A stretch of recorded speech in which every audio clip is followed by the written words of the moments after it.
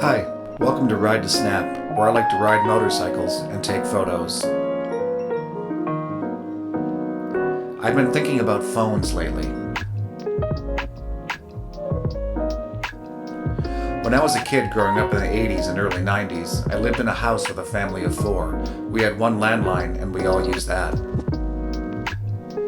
The mobility of the phone was solely dependent on how long the cord was between the handset and the ringer. If you were really cool, you'd have one of those 20-foot spiral cords so you could drag the handset into your room and have a private conversation. We were not that cool. That landline cost around $12 a month. That's a total of $12 a month for 4 people. Then when cell phones became more accessible, people would have a landline at home and a flip phone for those times they were mobile.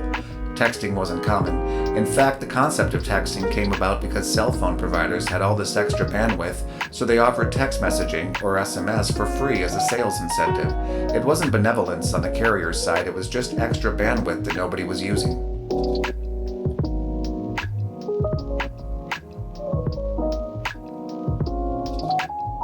But then 2007 happened and we saw the iPhone unveiled, and that changed everything.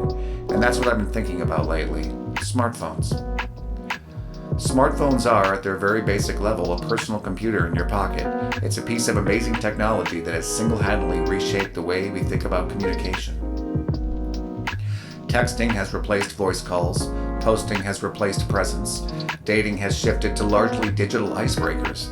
The smartphone serves as a consistent connection to a digital life that lives concurrently with our physical lives. The absence of one's smartphone is akin to solitary confinement, even if surrounded by people.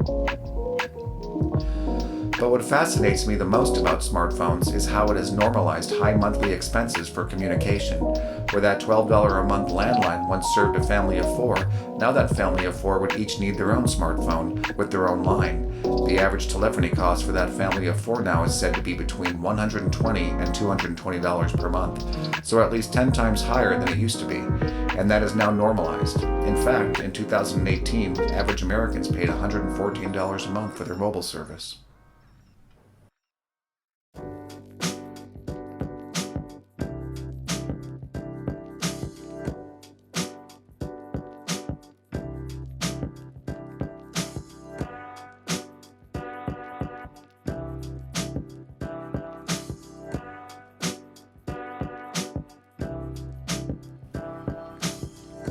This isn't a critique of smartphones. I'm not one to claim something as good or bad, just what is. The smartphone is one of the most impactful developments in history, like the car, the interstate, or the wheel. Thinking about all this, I can't help but think about how much cell towers are like the Eye of Sauron, seeing us all, knowing our thoughts and fears, and always watching us. Well, that's my deep thought for the day. Thank you for coming along, and we'll see you on the next ride.